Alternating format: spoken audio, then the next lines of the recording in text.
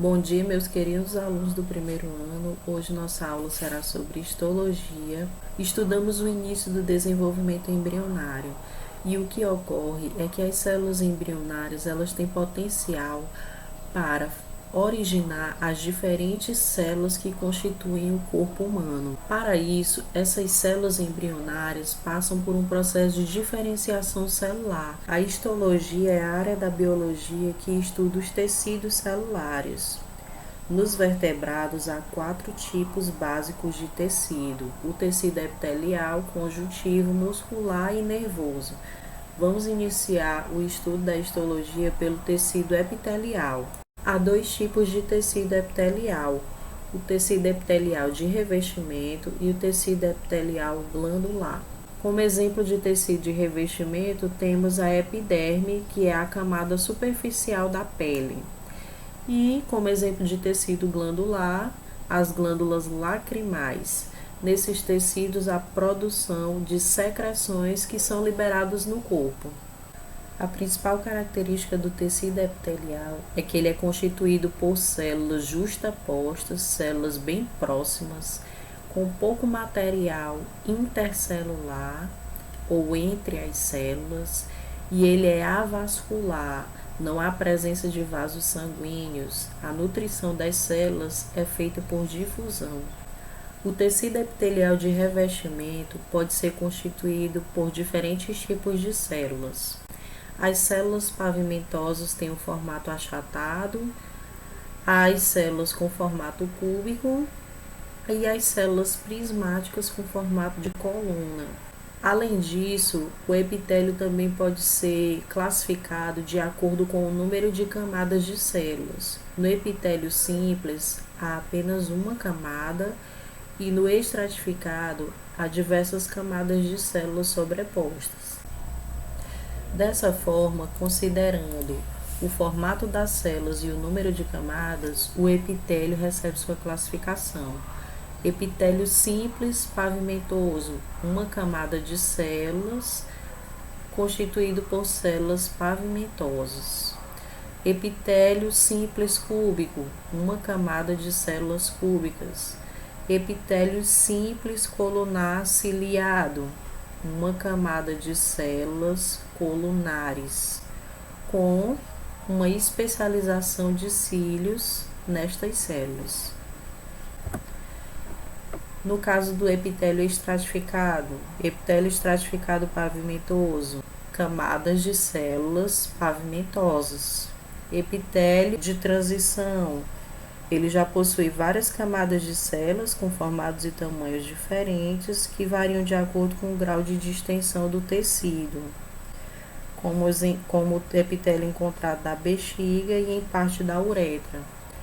Além disso, o epitélio pseudoestratificado possui uma camada de células, mas que nem todas atingem o lúmen, que dá a impressão de que o tecido apresenta mais de uma camada. É o que ocorre no epitélio que reveste a traqueia, por exemplo. Por isso, no corpo humano, podemos encontrar diversos tipos de epitélio: epitélio pavimentoso simples, cúbico simples, prismático ou colunar simples, pavimentoso estratificado, cúbico estratificado, prismático estratificado, além do pseudoestratificado e de transição. Aqui temos exemplos de onde ocorrem no corpo humano. Já o tecido epitelial secretor ou glandular, as glândulas são classificadas considerando o local onde a secreção será liberada. As secreções são liberadas para uma cavidade do corpo ou para fora do corpo. Nas glândulas endócrinas, a secreção é liberada para a corrente sanguínea. Nesse caso, a secreção recebe o nome de hormônio.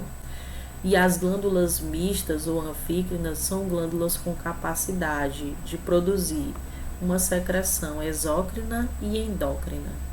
As glândulas podem ser representadas por uma única célula, nesse caso, uma célula capaz de produzir uma secreção corpórea, como é o caso da glândula caliciforme na fossa nasal, ou elas podem ser glândulas pluricelulares, constituídas por um conjunto de células, claro, com a porção secretora. As glândulas exócrinas, elas apresentam um ducto para a liberação da secreção em uma cavidade do corpo. Já as glândulas endócrinas, elas precisam ter contato com o vaso sanguíneo para a liberação dessas substâncias. Há vários tipos de glândulas. Glândulas tubulosas simples ou um túbulo ramificado, enovelado. E de acordo com essa organização dos ductos, elas recebem determinados nomes. As glândulas exócrinas são glândulas que produzem secreções que podem ser liberadas tanto para o exterior do corpo como para uma cavidade interna, como no caso do intestino ou a traqueia. As glândulas exócrinas, elas apresentam uma porção em que ocorre a produção da secreção. Após a sua produção, essa secreção é liberada através de um ducto, que é o ducto excretor.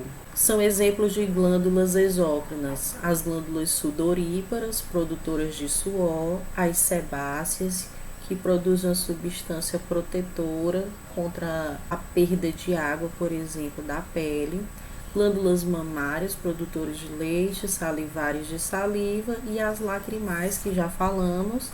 As glândulas endócrinas, elas apresentam uma porção secretora, estão mergulhadas em um tecido conjuntivo, que será o próximo tipo de tecido que estudaremos.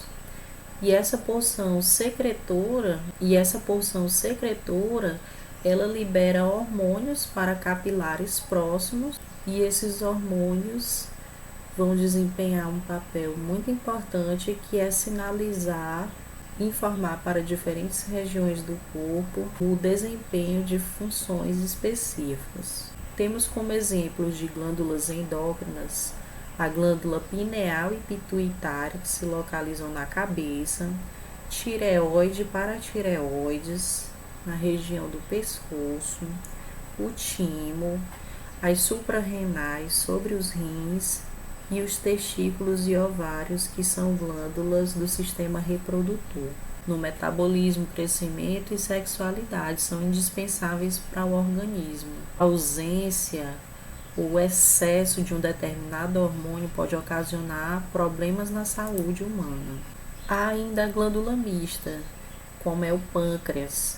O pâncreas, ele possui uma porção exócrina, em que a secreção é lançada nos ductos e vai ser liberada na cavidade do intestino delgado. E há uma porção endócrina, que é representada por células nesse órgão, que produzem hormônios que são lançados no sangue. Algumas especializações do epitélio, especializações como as microvilosidades, ela se assemelha aos dedos de uma luva na membrana plasmática, ela fica nesse formato, aumentando centenas de vezes a superfície da membrana plasmática. Isso é importante para ampliar a área de contato com o meio extracelular e dar a elas uma capacidade maior de absorção. É o que ocorre, por exemplo, no intestino delgado para a absorção de nutrientes. Há ainda especializações do tipo de cílios, em que na superfície externa da membrana plasmática há essas estruturas móveis e flexíveis, bastante numerosas e curtas, que movimentam o fluido sobre a superfície celular, deslocando materiais presentes nesse líquido. Um exemplo de epitélio com cílios é o epitélio interno da traqueia. Os estereocílios, eles já são microvilosidades modificadas. Isso porque são longas e imóveis, e elas podem ainda se fundir em alguns pontos, e esses estereocílios podem se fundir ainda em alguns pontos. Eles aumentam a superfície de absorção das células. Em células epiteliais da orelha interna, como nesse exemplo aqui dessa imagem, possuem uma função sensorial, enquanto as invaginações, elas são dobras na superfície da membrana para o interior da célula, que promovem o aumento também da área de absorção. Destaque quando estudamos o tecido epitelial se dá a pele humana, que é o maior órgão do corpo humano. A pele desempenha inúmeras funções. Ela é uma barreira contra os micro-organismos, evita a perda excessiva de umidade, regula a temperatura, participa na regulação da temperatura corporal, ativa a vitamina D ao ser exposta à radiação ultravioleta do sol, promove sensações relacionadas ao tato. A pele é um exemplo de que os tecidos podem funcionar de forma integrada. Os tecidos se associam uns aos outros para formar este órgão. A primeira camada da pele, a epiderme, ela é constituída por um tecido epitelial. Já a camada inferior é constituída por tecido conjuntivo. A pele tem essas três camadas principais: a epiderme, composta por tecido epitelial, a derme, de tecido conjuntivo adjacente à epiderme, e a hipoderme, que é uma camada que funciona como um suporte para a pele, embora não faça parte dela.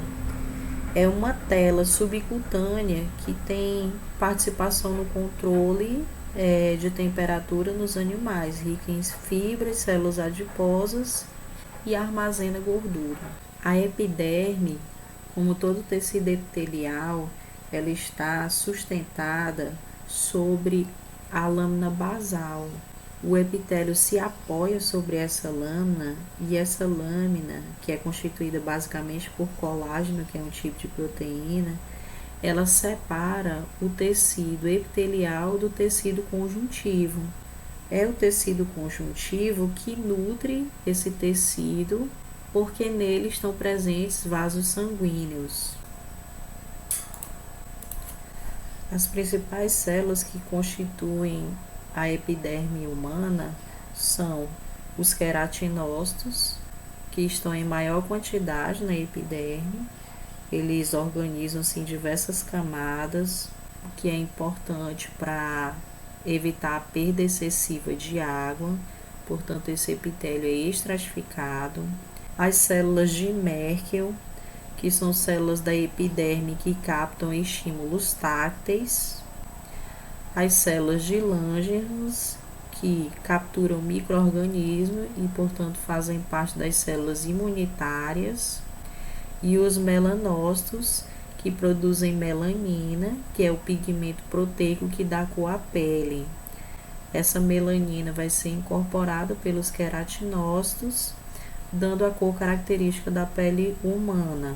Quanto maior a quantidade de melanina, mais escuro é o tom da pele. É fundamental tomar cuidado com a pele. É fundamental ter os devidos cuidados com a pele humana. Isso porque os raios ultravioletas do sol são nocivos para a pele. A melanina, ela absorve os raios ultravioleta emitidos pelo sol, e os raios ultravioleta, UVA, eles têm uma capacidade de penetração maior do que os UVB. A exposição ao sol provoca o bronzeamento. É necessário tomar cuidado, evitando a exposição às horas mais quentes do dia, utilizando protetor solar e tendo atenção a manchas, pintas e verrugas. Quando a pessoa fica exposta ao sol por muito tempo, quando a pessoa fica exposta ao sol sem os devidos cuidados, ela pode sofrer queimaduras e com o tempo pode desenvolver câncer de pele. Os efeitos dos raios solares nas células da pele são cumulativos. Além de manchas, o sol pode causar rugas na pele, dando à pessoa uma aparência envelhecida, principalmente as pessoas que trabalham em constante exposição ao sol. E não podemos deixar de falar dos anexos da pele, que são estruturas que estão presentes. As unhas, por exemplo, são formadas por células mortas e queratinizadas. Elas auxiliam na manipulação de objetos. Os pelos são constituídos por células mortas, queratinizadas. Eles são formados nos folículos pilosos e cada folículo piloso está ligado a um músculo eretor do pelo. As glândulas sebáceas, sudoríparas e glândulas mamárias também fazem parte dos anexos da pele.